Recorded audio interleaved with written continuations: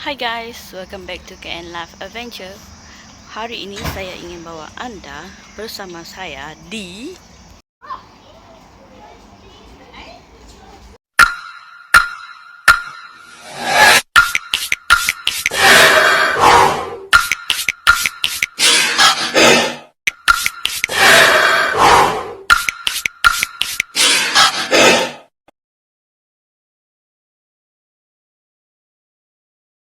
She's a female crocodile, a light colour. She has a lot of scarring up around her snout where these girls have been picking on her.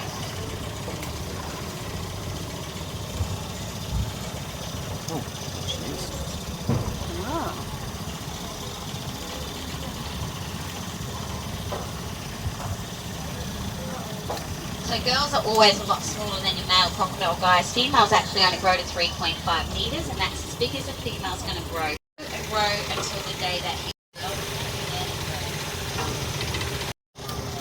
Now if you look at her eyes, she has absolutely beautiful eyes with those little slits in their eyes. They're very similar to a cat eye. These guys have a 360-degree view. They have a pair of goggles and a pair of binoculars as well. So if that water isn't too dirty or too murky, that crocodile can see you from underneath the water. Now obviously not the bottom of the river, but from a certain distance underneath the water. Now at night time, those little slits open to a full black circle, and they have thousands of crystals up the back of their eyes to reflect moonlight and torchlight. So if you guys have ever shined a light on a croc's eye at night time, it shines a red or orange, and that's all those crystals reflecting it away. Come on, girl. She's going to be a bit sly. Now these crocodiles' reaction time is actually faster than what we can blink. So sometimes when we're out there guarding and protecting one another, the only thing we have is a boat war that can be ripped straight out of your hands. Now if it gets ripped straight out of your hands, you need to get out of there as quick as you can. Some crocs will hold it in their mouth and then you're dodging the stick that they're tossing around, and some will do a death roll straight away and start to smash that stick into pieces. So all we're doing is tapping the croc on the snout to redirect them back into the water. Every croc's different from the next. Some crocs, one tap will be enough. That crocodile will spin around and run back into the water. If you come up against a very dominating crocodile, it doesn't matter how many times you're tapping that croc, it's still coming at you and keeping the pressure on you. Now you've got to try and stand your ground and try and back that croc back into the water. Once you redirect that croc back into the water, he'll usually stay in the water. But when we're in our breeding pens, we're going to slap that water. We're going to get that crocodile to come out as many times as we can. As soon as he stops coming out, he's used up all of his energy and he's going to stay put for a little while to regain that energy again.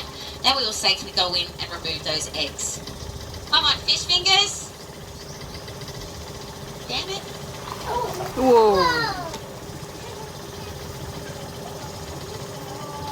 She is a girl. Ah.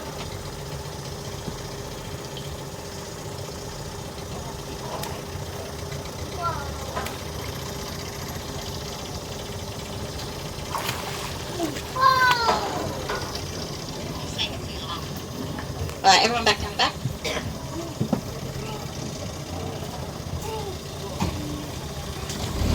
Bye. She's not coming. She's sitting back. That suggests to me that the big bullhead is still hanging around not too far away.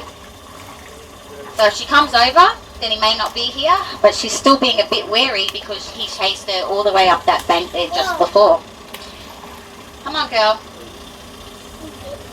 And Prince is a bullhead. Prince will only jump when Prince wants to jump.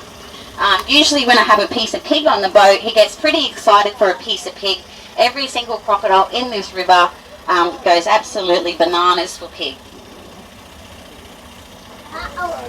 Hey girl. So we only just done a big feed out on the river on Friday, guys, where we filled up the boat with heaps of pig and we come out and chucked all the pig out here.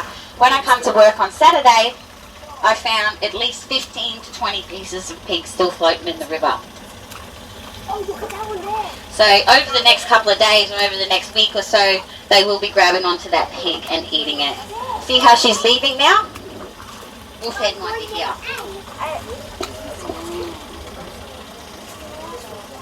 Has everything on the inside of the boat.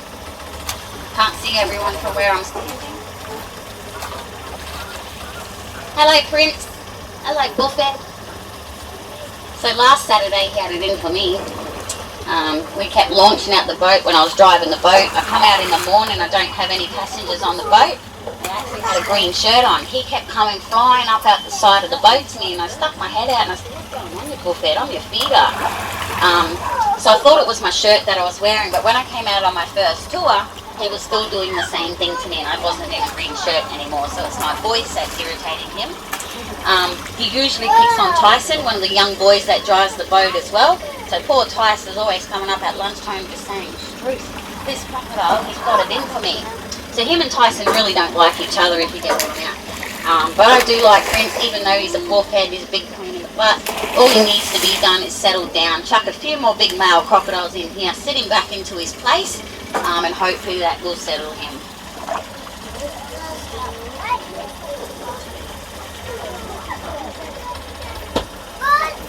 Now just before, little girl was hanging around here, so hopefully she's here. She's just a very small crocodile. She's missing her toes on her, I think it's front left leg. So I haven't never ever jumped this crocodile, none of us have. Our boss said, "No, she doesn't want us to collect that nest." Obviously, it's the favourite part of our job. She's still breeding really well. This year she had 67 eggs in her nest. She's 80 years old. She's doing really well for a grandma. The only injury Grandma Susie has is her toes missing on her back left leg.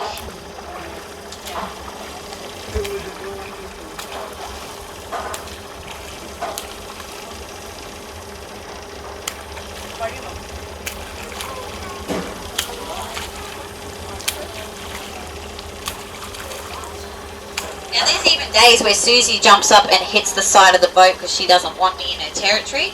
So if any chance that we get slapped by the boat and you guys feel, Susie picks on Stacy. Stacy decided to lay a nest on Susie's bank next to it this year. You want to see our crocodile? Come on, Susie. Oh, she looks good for her age, doesn't she? Around about 8 to 20 days. They're probably pregnant for about 3 months or so as well. And then waiting for them to hatch around about the same time.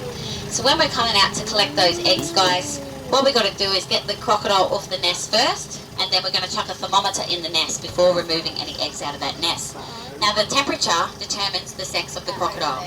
Now females, they're built quite tough. They don't need those specific temperatures that your male crocodile needs. You can get a female at 30 degrees, 31 degrees, or even 34 degrees. To get a male crocodile, it has to be 32 degrees or 32.5. So we're going to incubate our eggs at 32.5 to produce more male crocodiles. She's looking at you.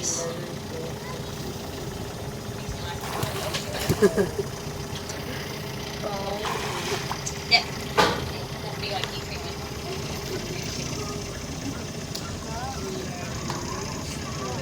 Come on, Susie. Come on, girl.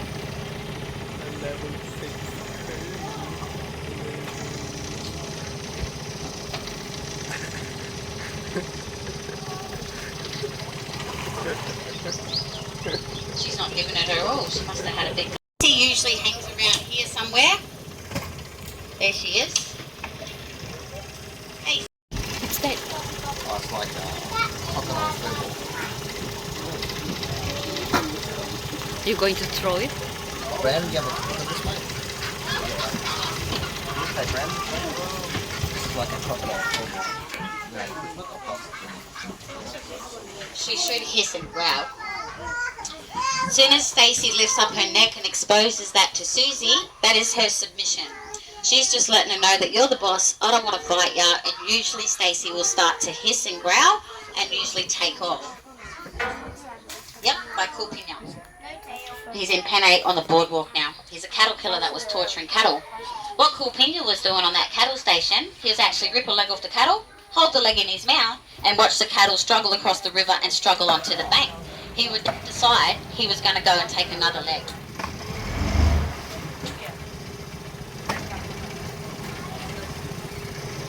The one on the bank.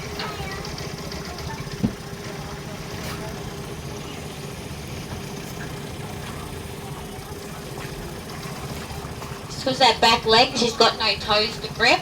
Sometimes she slides back down Grandma Susie. But Grandma Susie is a decent sized female crocodile. Now we're seeing bubbles here, so this might be my Emily. Seriously, no. Emily's my favourite girl in the river. Do after the cruise. Shh. Lady Adibas. Since she's gone to the water. She stopped it. So she was growling.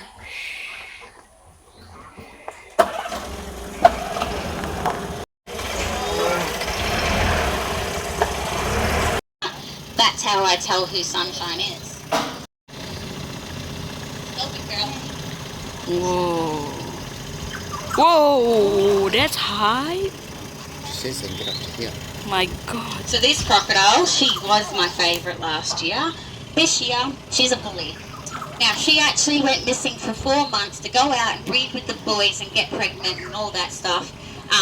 Lucy Blue, she had this area to herself for 4 months. Now, out of the whole river, Lucy was my main performer during those 4 months. Now, on Saturday, I was on a tour feeding Lucy just on this side of the boat. All of a sudden, Lucy got ripped back down and death rolled right next to the boat. This girl was back. She was back and she said, get out of my area. Jump, jump, jump. Lucy's up on the bank over there. See her? Jump up and headbutt. 120,000 now, but before that, 3,000. See, guys, it's because people were going out and culling and killing crocodiles for a little bit of their skin. A little bit of their skin back in the 70s, they were selling for around about $50. Back in those days, that would have been worth around about $500. There's Shazza. 120,000 now, but before that, 3,000. See, guys, it's because people were going out and culling and killing crocodiles for a little bit of their skin. A little bit of their skin back in the 70s, they were selling for around about $50. She jumps up and hits the side of the boat because she doesn't want me in her territory. So if any chance that we get slapped by the boat and you guys feel that, that's a crocodile being territorial, telling us to get out of her territory.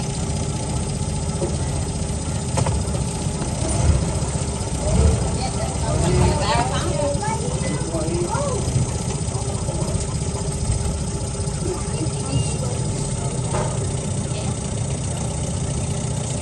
Hey, Susie gal. Susie picks on Stacy. Stacy decided to lay a nest.